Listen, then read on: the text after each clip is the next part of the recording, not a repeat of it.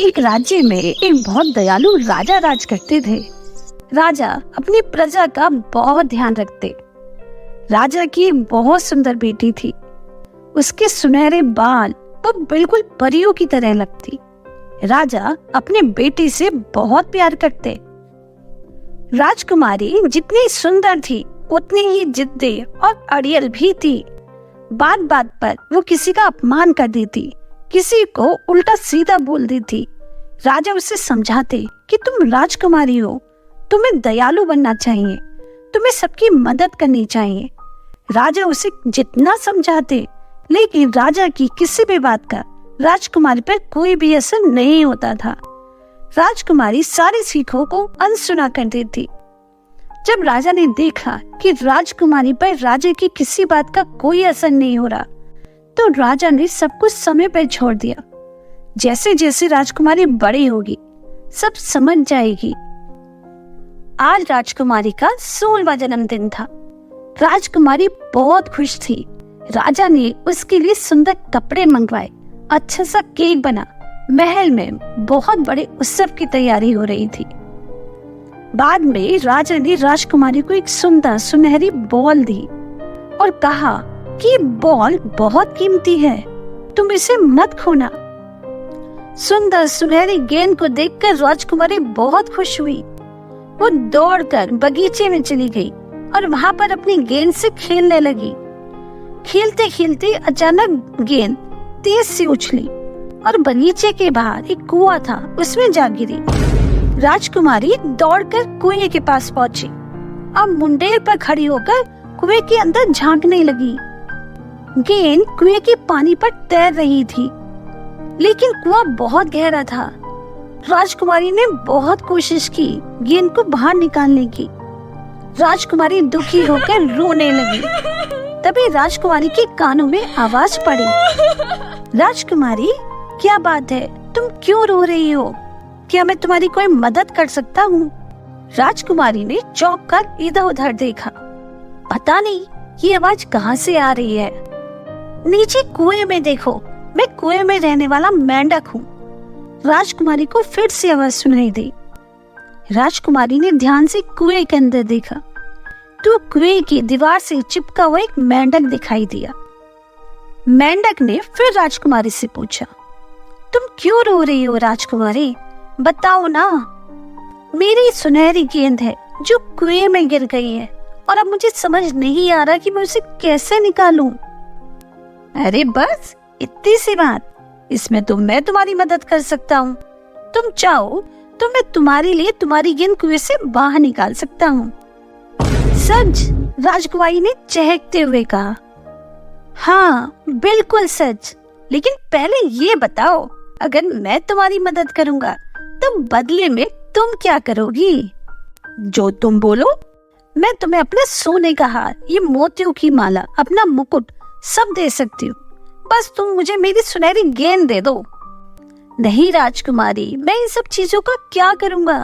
मुझे ये सब नहीं चाहिए। मैं चाहता हूँ कि तुम मुझे अपना दोस्त बना लो, अपने साथ महल में ले चलो, मेरे साथ खेलो, मुझे अपनी थाली में भोजन कराओ, मुझे अपने बिस्तर पर सुलाओ। अगर तुम मुझे ये सब करने का वचन दो, मुझसे दोस्ती करो, तो मैं अभी तुम्हारी गेंद बाहर निकाल देता हूँ। राजकुमारी को किसी भी सूरत में अपनी गेंद वापस चाहिए थी। राजकुमारी को मेंढक से दोस्ती नहीं करनी थी, लेकिन उसने फिर भी मेंढक को वचन दे दिया कि ठीक है, तुम मेरी गेंद निकालो, मैं तुमसे दोस्ती कर लूंगी। मेंढक ने झट से कुएं से गेंद बाहर फेंक दी। गेंद को मिलते ही राजकुमारी बहुत खुश हुई। उसे गेंद को उठाया और भागकर महल में चली गई। पीछे मेंढक उसे आवाज ही देता रह गया।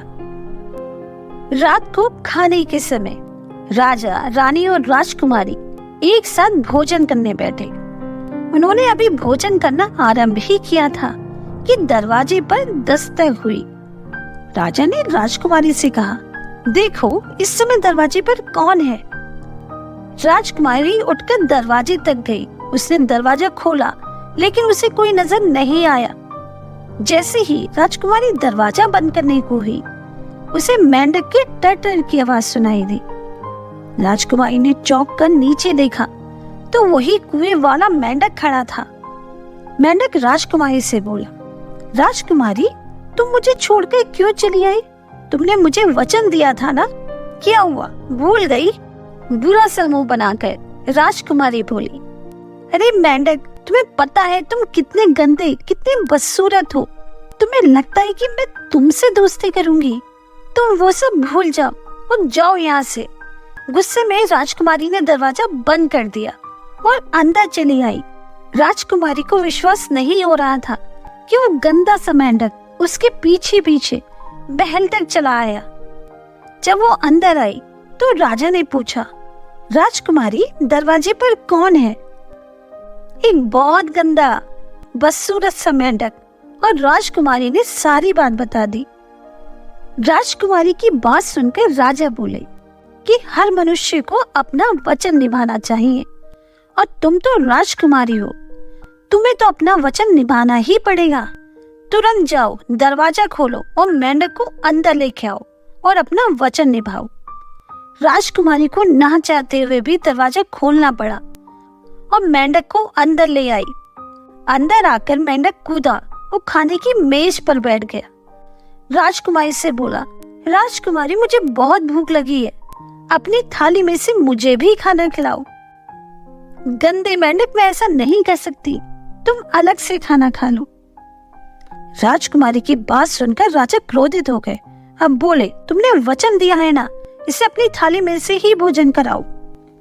बेमन से राजकुमारी ने मेंढक को अपनी थाली में से भोजन कराया। मेंढक बहुत खुश हुआ। खाना खाने के बाद मेंढक बोला, राजकुमारी, अब मुझे अपना कमरा दिखाओ, मुझे तुम्हारा बिस्तर देखना है, थोड़ी देर में आराम करना चाहता हूँ। राजकुमारी मेंढक को छूना नहीं चाहती थी, किंतु राजा के डर से वो उसे उठाकर अपने कमरे में ले गई और वहां पर उसे अपने बिस्तर पर लिटा दिया। बिस्तर पर लेटकर मेंढक बोला, राजकुमारी, तुम्हारा बिस्तर बहुत अच्छा है, मैं कितना थक गया हूँ, लेकिन तुम्हारे बिस्तर पर लेटते मेरी सारी थकान उतर गई। चलो, मुझे अपना बगीचा भी दिखाओ, थोड़ी देर तुम्हारे साथ बगीचे में टहलता हूँ। बगीचे में जाकर मेंढक ने कूदफाद शुरू कर दी। वो राजकुमारी के साथ खेलने लगा। अब राजकुमारी को भी मेंढक के साथ अच्छा लग रहा था। वैसे भी महल में राजकुमारी का कोई दोस्त नहीं था। मेंढक उसके साथ शैतानी कर रहा, उसके साथ खेल रहा, उससे प्यार भरी बातें कर रहा। खुश होकर राजकुमारी ने मेंढक को अपने हाथ में उठा लिया, उससे बात करने लगी। अचानक से राजकुमारी का पैर किसी चीज में हिल जा और राजकुमारी के हाथ से वो मेंढक गिर गया।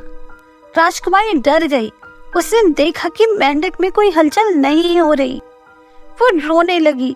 उसे अपने ऊपर पछतावा हो रहा था कि मैंने मेंढक के साथ कितना बुरा बर्ताव किया, मुझे कितना अच्छा दोस्त मिला था। उसे मेंढक को उठाया, उसे प्यार करने लगी और बोली, मुझे माफ कर दो मेंढक, मुझे तुम्हारे साथ ऐसा व्यवहार नहीं करना चाहिए था। तभी अचानक चमत्कार हुआ। मेंढक एक सुंदर से राजकुमार में बदल गया। अपने सामने राजकुमार को देखकर राजकुमारी चकित रह गई। राजकुमारी को चकित देखकर राजकुमार बोला कि मुझे वन देवी ने श्राप दिया था, इसी वजह से मैं मेंढक बन गया था, लेकिन आज तुम्हारी वजह से वो श्राप टूट गया और मैं वापस अपने असली रूप में आ गया। अपनी कहानी आगे सुनाते हुए राजकुमार बोला कि पहले मैं बहुत निर्दयी था, दूसरे प्राणियों को तंग करने में मुझे बड़ा मजा आता था।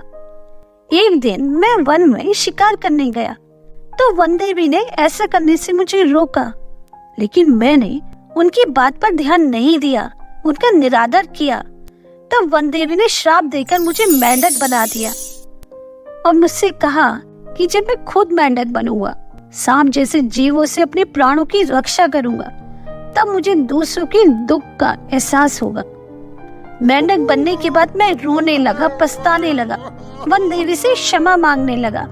तब वन देवी को मुझ पर दया आई और वो मुझसे बोली कि जब कोई जिद्दी, अड़ियल, कठोर दिल की राजकुमारी तुमसे तुम्हारे इसी रूप में प्यार करेगी, तुम्हारे लिए आंसू बहाएगी, तुम्हें गले लगाएगी, तब तुम अपने असली रूप में आ जाओगे। आज तुमने मुझ पे दया की, तुमने मुझसे प्यार किया, आंसू बहाते हुए मुझे गले लगाया, मुझे प्यार किया, तो देखो मैं अपने असली रूप में आ गया। तुम्हारा बहुत बहुत धन्यवाद राजकुमारी। उम्मीद है अब तुम भी कोमल हृदय की बनोगी और सबके साथ अच्छा बर्ताव करोगी। राजकुमार की कहानी सुनकर राजकुमारी की आंखें खुल गई। उसने निश्चय किया कि अब वो कभी भी किसी के साथ बुरा बर्ताव नहीं करेगी, सबके प्रति दयालु बनेगी। राजकुमार राजकुमारी से प्रेम करने लगा था। उसने राजकुमारी के सामने विवाह का प्रस्ताव रखा। राजकुमारी ने यह प्रस्ताव मान लिया। राजा रानी भी बहुत खुश थे कि राजकुमारी बदल गई है। दोनों का विवाह बड़े धूमधाम से हुआ और दोनों प्यार से रहने लगे। इस कहानी से हमें यही सीख मिलती है कि हमें किसी के साथ भी बुरा बर्ताव नहीं करना चाहिए। इंसान हो या जानवर, सबके प्रति दया रखनी चाहिए।